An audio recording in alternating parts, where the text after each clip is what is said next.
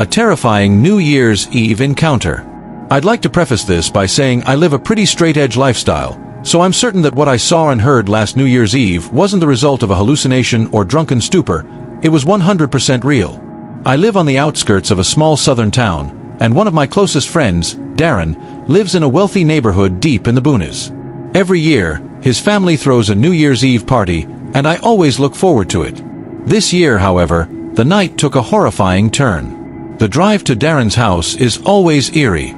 The narrow, unkempt country road is surrounded by dense trees, and the darkness is almost suffocating. I usually avoid using my brights, but that night, I had no choice. About halfway there, my headlights illuminated something ahead, a figure standing motionless on the side of the road. It was a woman in a white dress, her back to the trees.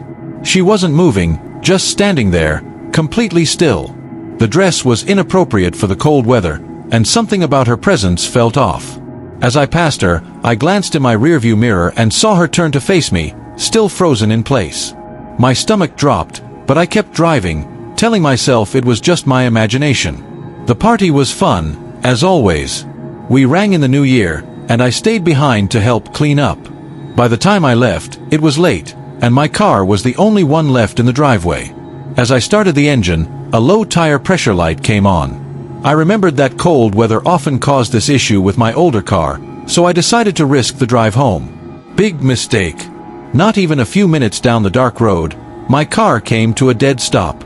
I got out to inspect the tires and found all four shredded, as if clawed apart by some animal. Panic set in as I realized I was stranded in the middle of nowhere, with no cell service. Then, the silence hit. The wind died, the trees stopped swaying, and even the wildlife went quiet. My heart raced as I heard a twig snap nearby. I turned off my phone flashlight, hoping to blend into the darkness. That's when I heard it, a soft, eerie voice from the trees. "I see you." My blood ran cold. I turned my flashlight back on and aimed it toward the sound. There she was, the woman in the white dress. Her gown was now dirty and stained, her hair disheveled, and her face, grotesque. Half of her jaw seemed to be missing, yet she was grinning at me. I didn't wait to find out what she wanted. I sprinted back toward Darren's house, the sound of her footsteps close behind. I made it to the house and pounded on the door, begging to be let in. Darren's family took me in, and we called the police. The officers searched the area that night, but found nothing. The next morning, Darren's father discovered a rusty knife in the yard, presumably used to slash my tires. The police also checked an abandoned shack I'd passed on the way to the party. They found no one, but the surrounding woods were littered with dead, gutted wildlife. The woman was never found, and to this day, I have no idea who, or what, she was. I still go to Darren's New Year's Eve party every year, but now I always carpool and take the long way home. A creepy taxi ride. When I was 26, I took a trip to San Diego to visit a friend. My return flight landed at midnight, and by the time I got to the ground transportation pickup, it was 12:30 a.m. I waved down a taxi and gave the driver my home address. He offered to take me for $30, which seemed like a good deal. The ride started normally, but things quickly took a creepy turn. The driver kept staring at me through the rearview mirror and made inappropriate comments, like asking if my friend in San Diego was as pretty as me. I tried to brush it off, but his questions became increasingly personal. Then, he missed my exit. I pointed it out, but he apologized and said he'd take the next one. By the time we got off the highway, I was on edge. He continued to flirt, asking if I had a boyfriend and even demanding to know his name. I put in my headphones to shut him out, but I could still feel his eyes on me in the mirror. When we stopped at a red light, I noticed a police car parked nearby. Without thinking, I grabbed my bags, slid the van door open, and bolted toward the officer. The driver yelled after me but didn't chase me. The cop agreed to drive me home, and I was relieved to be out of that situation. But the nightmare wasn't over. The next day, my neighbor George called to say someone claiming to be my dad had tried to get into my apartment. I called my dad, and he confirmed he hadn't been there. That's when I realized the taxi driver had my address. I went home to pack a bag and stay with my parents, but as I was leaving, I heard a voice from down the hallway, "I wasn't going to hurt you." I froze, then bolted out the door, screaming for help. George and his wife came rushing outside, and we called 911. The police arrived and searched my apartment, but the intruder was gone. The back sliding door was open, suggesting he'd fled through the backyard. Unfortunately, I had no record of the taxi ride, so I could only describe the driver and his yellow minivan. I stayed with my parents for a week, and my dad helped me install security cameras and bought me a taser for self-defense. I've since moved to a new apartment, but I still avoid taxis, especially when I'm alone. To this day, I wonder if that driver was even a real taxi driver or if he was someone far more dangerous. Either way, I'm just grateful I made it out of that situation unharmed. New chat. In honor of Summerfest approaching, today's stories are all about the terrifying experiences people have had on cruise ships. But before we dive into the chilling tales, I'd like to thank this video sponsor, June's Journey. If you're a fan of murder mysteries or true crime, June's Journey is right up your alley. This free-to-download game is set in the Roaring Twenties and challenges players to uncover hidden objects and solve captivating puzzles.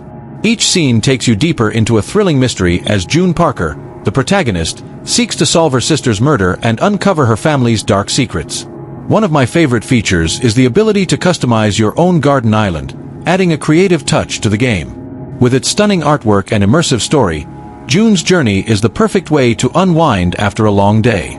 Download it for free by clicking the link in the description or scanning the QR code on your screen. It's available on Android, iOS, and PC via Facebook Games.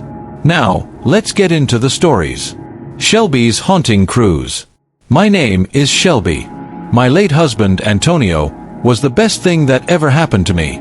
He passed away in a motorcycle accident on April 29, 2016. 8 years later, I'm finally ready to share what happened during a cruise I took in his memory. Antonio and I grew up in Italy, and he always dreamed of visiting Greece. After his passing, I decided to take the trip he never got to experience. I booked a celebrity cruise line trip that covered 6 Greek cities: Athens, Santorini, Ephesus, Mykonos, Volos, and Thessaloniki. The first night in Santorini, I noticed a man staring at me from across a bar. He was in his 40s, with long brown hair and an unkempt beard. His gaze wasn't flirtatious, it was intense, almost predatory. I brushed it off, but the next day in Mykonos, I saw him again, wearing the same outfit. By the time we reached Volos, I was convinced he was following me. I waited at the gangway, watching every passenger disembark, but he never appeared. In Thessaloniki, I finally confronted him. I yelled his name and chased him down the street, but he vanished around a corner. When I returned home, I did some research and discovered a missing persons report for a man who looked exactly like the one I'd seen. His name? Antonio, the same as my late husband. The police informed me that the man had died in a boating accident 2 years prior, on the exact date of my husband's passing. I'm not a believer in the paranormal, but I can't explain what I saw. To this day, I refuse to return to Greece. Devon's stolen phone nightmare. I'm a senior at Rowan University, and last summer, I took a carnival cruise to the Bahamas with my friends Taylor, Messina, and Taylor. Things started off great. We were drinking, flirting, and having fun. But on the first day, I left my phone at a bar on Paradise Island. When I checked my laptop, my phone's location showed it was still on the ship. I assumed someone had turned it in, but Lost and Found had no record of it. Over the next few days, my phone's location kept appearing near me, as if someone was following me around the ship. I accused Taylor of stealing it, but she denied it. Things got heated, and we stopped speaking for the rest of the trip. On the last night, I found a handwritten note in my room from a man named Bart Vinsky, who claimed he had my phone and had fallen in love with me after going through my photos. I reported it to security, but they were useless. When I got home, I checked my phone's location again and saw it was right outside my house. My dad and I found a ladder leaning against my bedroom window, and the latch had been partially cut. The police were called, but the intruder escaped. I've since moved and changed all my contact information, but the thought of someone having access to my personal data still haunts me. The bartender's betrayal. I've always dreamed of being a bartender on a cruise ship.